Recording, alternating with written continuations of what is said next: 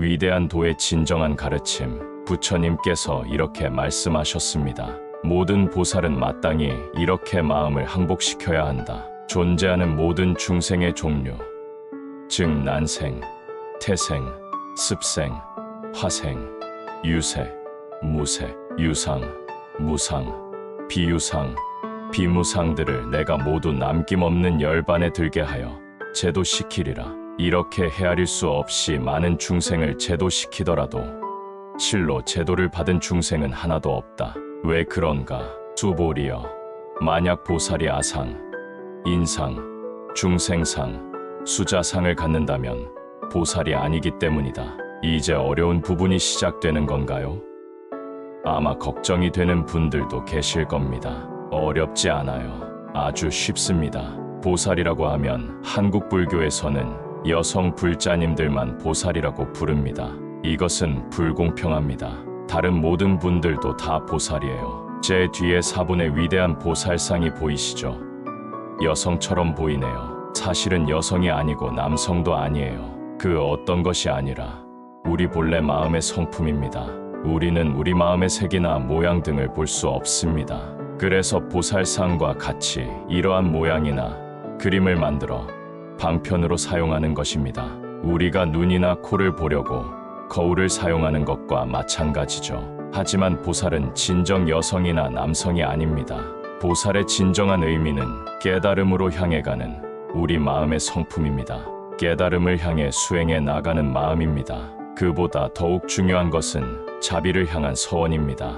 마지막 중생이 고통에서 벗어나기 전까지는 절대로 열반에 들지 않겠다라는 큰 서원입니다. 만약 당신이 그리스도 보살이라면 마지막 중생이 고통으로부터 벗어나기 전까지는 천국으로 가서 신 옆으로 가지 않겠다라는 서원입니다. 이것이 바로 불교의 끝이 없는 자비로움입니다. 무한한 자비입니다. 난 이 수행을 절대로 멈추지 않는다고 맹세한다. 나는 절대 나만의 자유를 만끽하지 않겠다는 서원입니다. 소승불교 수행자와는 다르게 말합니다. 모든 중생이 고통에서 벗어나기 전까지 다음 생, 그 다음 생까지 끝이 없도록 수행하고 제도하는 것을 멈추지 않겠다고 서원하는 것이 보살입니다. 다시 말하지만 보살은 어떤 대상이나 사람을 의미하는 것이 아니라 우리 마음의 본 성품을 뜻하는 것입니다. 큰 서원이고 우리 마음의 본질입니다. 우리가 이것을 제대로 모르기 때문에 상을 만드는 것입니다. 관세음보살이라고 연부라는 것은 사실 내가 내 자신에게 외치는 것입니다. 난생, 태생, 습생, 화생, 유세, 무세, 유상, 무상, 비유상, 비무상들을 제도하리라는 것은 불교가 인간만을 대상으로 하는 것이 아니라 모든 생명을 대상으로 하는 것을 의미합니다. 이는 다시 말하면 어떤 종류의 생명도 내 생명과 같다는 것입니다. 밖에 내리는 한 방울의 빗방울이 태평양과 연결되어 있는 것처럼 말입니다. 빗방울 한 방울의 본성이 태평양과 다르지 않다는 것입니다. HO라는 이 본성 말입니다. 한강, 허드슨강, 태평양, 대서양 물이 실은 같은 본성을 갖고 있습니다. 여러분이 마시는 물이 사실 10만 번 재활용된다는 사실을 알고 계시나요?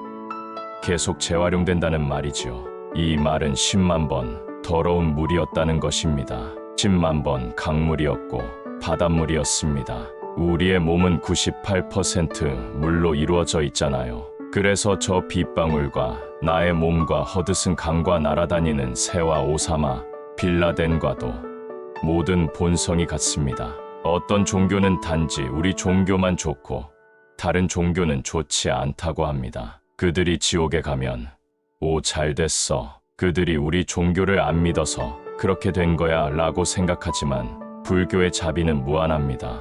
왜냐하면 모든 생명들의 본성품은 나의 본성품과 똑같으니까요. 내 성품과 여러분의 본성은 똑같습니다. 이미 보여드렸잖아요. 주장자를 쾅하고 내리치며 본성품은 다 같습니다. 그래서 부처님이 수보리에게 모든 보살은 마땅히 이렇게 그 마음을 항복시켜야 한다. 모든 중생의 종류인 등등등라고 말씀하신 것입니다. 여러분은 고통받고 싶지 않죠? 다른 모든 생명들도 마찬가지입니다. 불교의 자비는 바로 여기서 시작합니다. 물이 들어있는 작은 그릇 안에서 행복하게 헤엄치고 있는 아메바도 직업도 없고 아무 걱정도 없는 아메바에게 만약 내가 레몬주스 한 방울을 떨어뜨려 보세요. 아마 아메바는 멀리 도망치려고 안간힘을 쓸 것입니다. 여러분이 고통받기 싫어하는 것처럼 아메바도 그럴 것이고 다른 모든 종류의 생명들도 마찬가지입니다. 부처님께서는 바로 이것을 말씀하시는 것입니다. 우주와 같은 자비입니다. 알에서 태어난 것, 닭이나 물고기 같은 것들이죠. 자궁에서 태어난 것, 포유류, 동물이나 인간들이죠. 습기에서 태어난 것은 아메바 같은 것이고요. 화생은 영혼들과 같은 것이고요. 어떤 종교, 예를 들어 그리스도교에서는 악마나 귀신과는 싸워야 한다고 가르치죠. 그들과의 거룩한 싸움이라고 하고요. 그런데 우리 불교에서는 제사 지낼 때 귀신에게조차도 음식을 드립니다. 그들은 행복하지 않기 때문에 그들의 마음을 안식시켜 주기 위해서 그러는 것입니다. 이성이 있거나 이성이 없거나 인간이거나 인간이 아니거나 우리는 이 모두를 위해 자비를 가져야 합니다. 이 모두를 내가 모두 남김없이 열반에 들게 하리라는 서원은 부처님께서 모두를 구제하신다는 말씀입니다. 중생무변 서원도, 즉 모든 생명의 수는 헤아릴 수 없이 많으나 우리는 이 모두를 구제하겠습니다. 우리는 매일 새벽 이렇게 서원합니다. 좋은 사람이건 나쁜 사람이건 예쁘건 예쁘지 않건 불교인이건 불교인이 아니건 상관이 없어요. 예전에 위대한 선사이신 경허스님이 계셨어요. 우리 숭산스님부터 보자면 경허스님은 숭산스님의 스승님의 스승님이셨어요.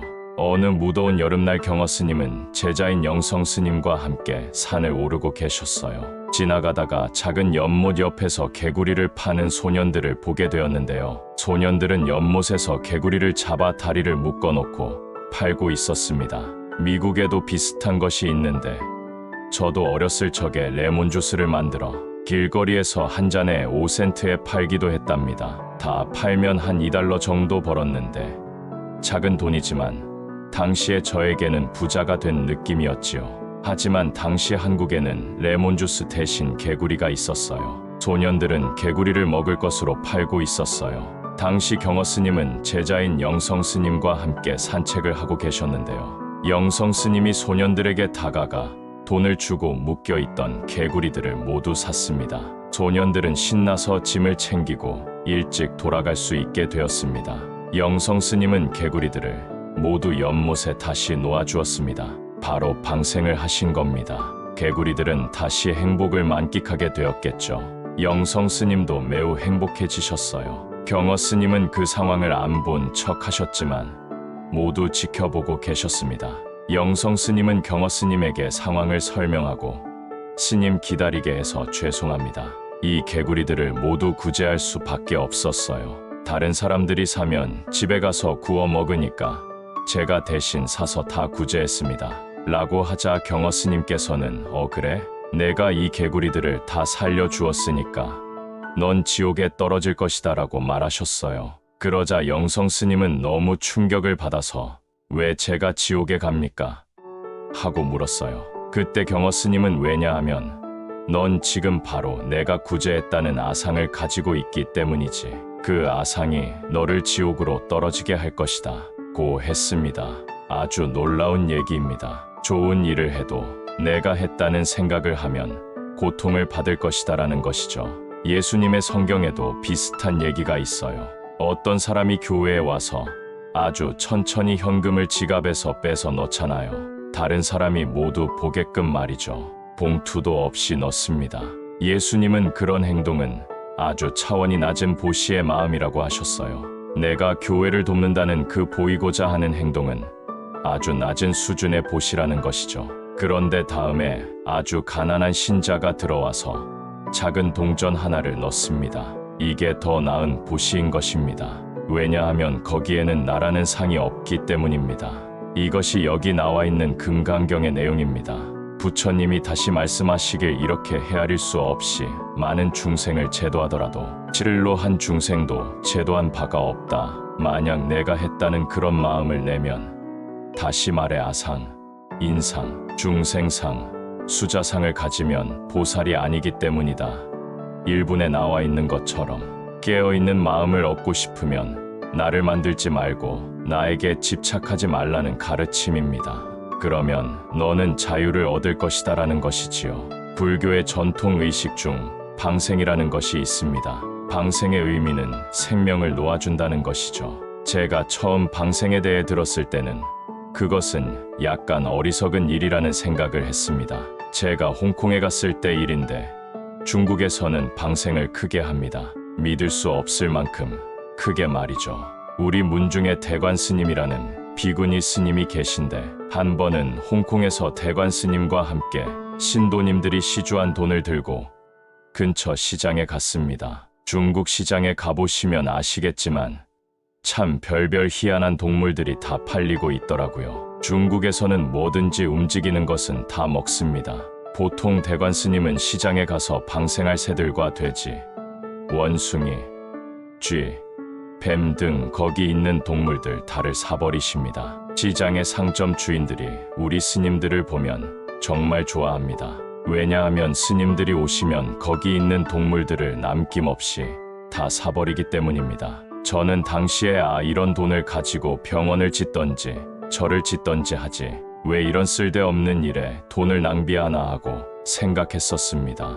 어쨌든 우리는 그날 시장에 가서 많은 새장을 샀는데 그 많은 새들과 함께 봉고차를 타고 움직이자니 공기도 안 좋고 다들 기분이 별로 좋지 않았습니다.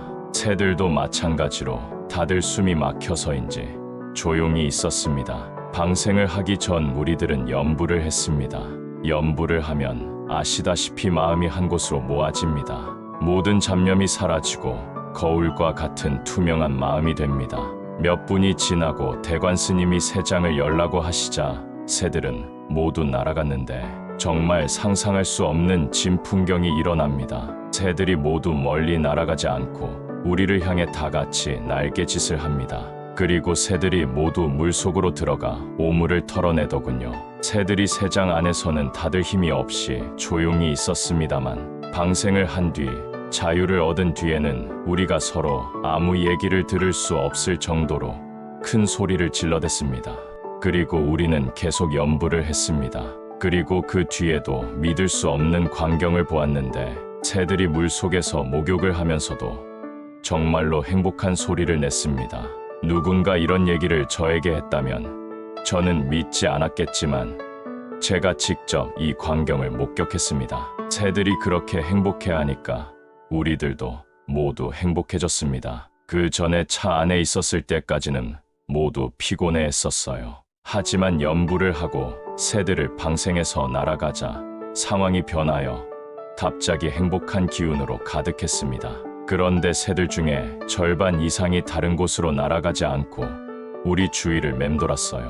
그 새들은 정말 행복해했고 행복한 노래를 부르고 있었습니다. 당시 새들과 저의 행복한 마음은 완전히 똑같았습니다. 하나였습니다. 똑같은 행복을 느꼈습니다. 왜 그런가 하고 생각해보니 새들이 차 안에서 슬퍼할 때 우리도 마찬가지로 슬픔을 느낄 수 있었습니다. 그래서 우리도 기분이 가라앉아 있었던 겁니다. 그래서 사람들은 방생을 할 때 동물들의 고통을 느낄 수 있다고 합니다. 우리에게 그 감정이 전달이 되는 것이지요. 그런데 그들이 자유를 느꼈을 때 우리도 자유를 느끼게 되는 것입니다. 만약 우리가 새들을 자유롭게 했다고 말한다면 그것은 실수입니다. 새들의 본성과 우리의 본성은 완전히 똑같기 때문입니다. 그들과 우리는 분리되어 있지 않습니다. 다시 부처님께서 말씀하시길 이렇게 헤아릴 수 없는 많은 중생을 제도시키더라도 실로 한 중생도 제도를 받은 중생은 하나도 없다. 왜 그러한가? 수보리여. 만약 보살이 아상, 인상, 중생상, 수자상이 있다면 보살이 아니기 때문이다. 이렇게 본래 나와 내가 따로 분리되어 있지 않습니다. 자, 다시 증명하겠습니다. 주장자로 내리치며 쾅, 몇 분은 하고 고개를 드시네요. 만약 저분들이 저와 똑같은 불성이 없었다면 저렇게 고개를 들지 않으셨을 겁니다. 지금 저와 여러분이 분리되어 있나요? 그렇지 않습니다. 방금 여러분 모두 쾅 소리를 들었습니다. 매우 간단합니다. 3분의 가르침을 정리해보면 아무도 차별 없이 모두가 똑같은 본성을 지니고 있다는 것입니다. 저는 자주 개를 비유로 듭니다. 우리가 슬퍼할 때 개도 같이 슬퍼합니다. 당신이 울면 개도 따라 울어요. 그 개는 이미 당신과 하나가 된 것입니다. 당신이 슬프면 개도 슬퍼합니다. 당신이 즐거우면 개는 막 뛰면서 좋아하잖아요. 이렇게 본래 다 하나입니다. 둘이 아닙니다. 이게 바로 부처님이 가장 먼저 입을 여시고 말씀하신 가르침이랍니다.